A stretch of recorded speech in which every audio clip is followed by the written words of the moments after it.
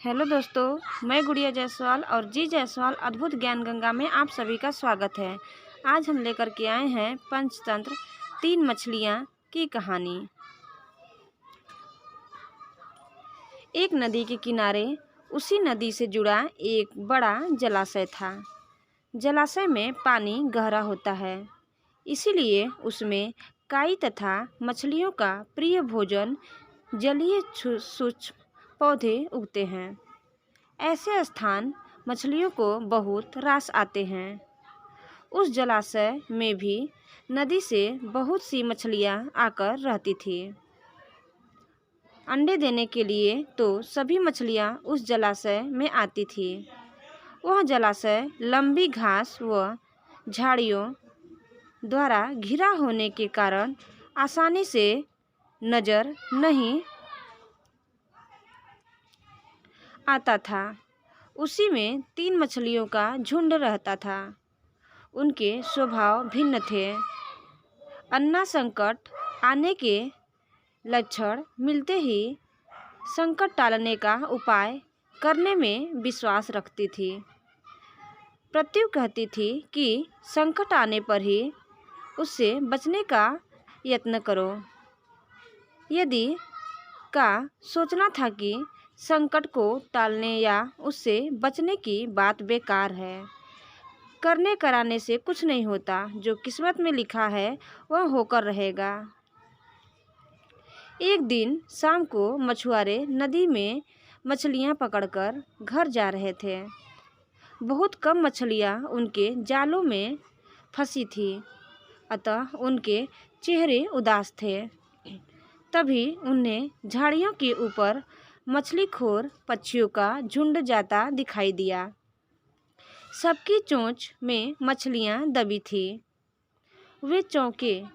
एक ने अनुमान लगाया, दोस्तों, लगता है झाड़ियों के पीछे नदी से जुड़ा जलाशय है, जहां इतनी सारी मछलियां पल रही हैं।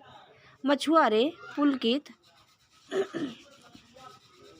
होकर झाड़ियों में से होकर जलाशय के तट पर आ निकले और ललचाई नज़र से मछलियों को देखने लगे। एक मछुआरा बोला, आहा, इस जलाशय में तो मछलियां भरी पड़ी हैं। आज तक हमें इसका पता ही नहीं लगा।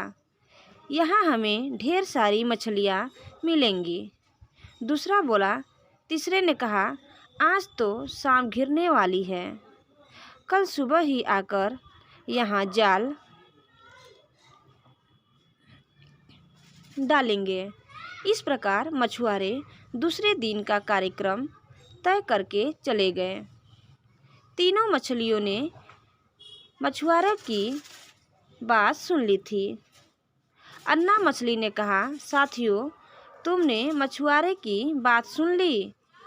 अब हमारा यहाँ रहना खतरे से खाली नहीं है। खतरे की सूचना हमें मिल गई है। समय रहते अपनी जान बचाने का उपाय करना चाहिए। मैं तो अभी ही इस जलाशय को छोड़कर नहर के रास्ते नदी में जा रही हूँ। उसके बाद मछुआरे सुबह आए, जाल फेंके मेरी बला से। तब तक मैं तो बहुत दूर अटल खेलिया कर रही थी। होऊंगी। प्रत्यु मछली बोली, तुम्हें जाना है तो जाओ, मैं तो नहीं आ रही। अभी खतरा कहाँ आया है जो इतना घबराने की ज़रूरत है। हो सकता है संकट आए ही ना। उन मछुआरों का यहाँ आने का कार्यक्रम रद्द हो सकता है। हो सकता है रात को उनके जाल चूहे कुतर जाएं। हो सकता है उनकी बस्ती में आग लग जाए। भूचाल आकर उनके गांव को नष्ट कर सकता है, या रात को मूसलाधार वर्षा आ सकती है और बाढ़ में उनका गांव बह सकता है। इसलिए उनका आना निश्चित नहीं है।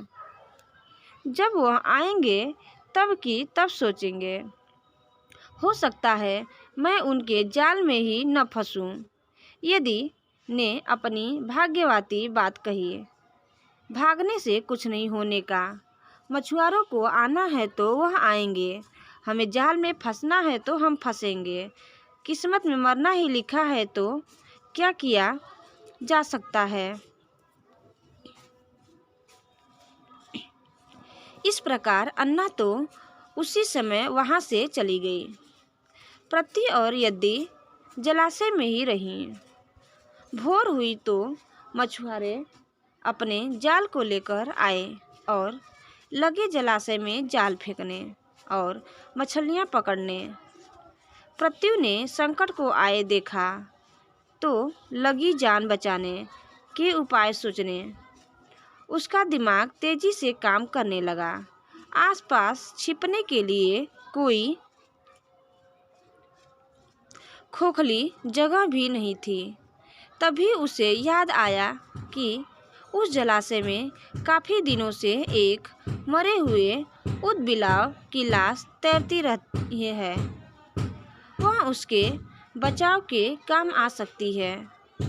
जल्दी ही उसे वह लाश मिल गई।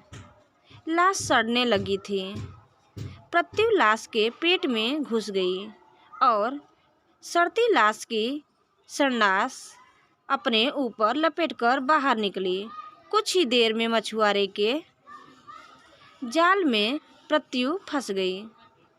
मछुआरे ने अपना जाल खींचा और मछलियों को किनारे पर जाल से उलट दिया। बाकी मछलियां तो तड़पने लगी, परंतु प्रत्यु दम साधकर मरी हुई मछली की तरह पड़ी रही। मछुआरे को सड़ांध का भभका लगा तो मछलियों को देखने लगा। उसने निश्चल पड़ी प्रत्यु को उठाया और सूंघा। आँख, यह तो कई दिनों की मरी मछली है, सड़ चुकी है। ऐसे बड़बड़ाकर बुरा सा मुंह बनाकर उस मछुआरे ने प्रत्यु को जलाशय में फेंक दिया। प्रत्यु अपनी बुद्धि का प्रयोग कर संकट से बच निकले में सफल हो गई थी। पानी में गिरते ही उसने गोता लगाया और सुरक्षित गहराई में पहुंचकर जान की खैर मनाई। यदि भी दूसरे मछुआरे के जाल में फंस गई थी और एक टोकरे में डाल दी गई थी।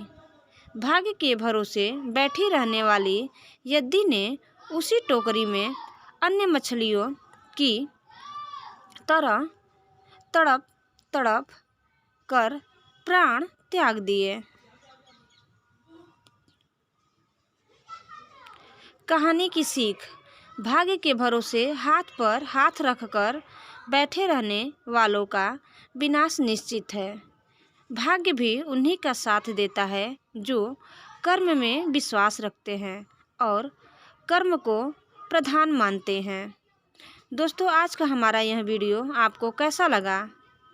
अगर अच्छा लगा तो प्लीज़ हमें कमेंट बॉक्स में ज़रूर बताएं। दोस्तों, आप अगर हमारे चैनल में नए हैं तो प्लीज़ हमारे चैनल को सब्सक्राइब करना न भूलें और बेल आइकन बटन पर क्लिक करना न भूलें। धन्यवाद।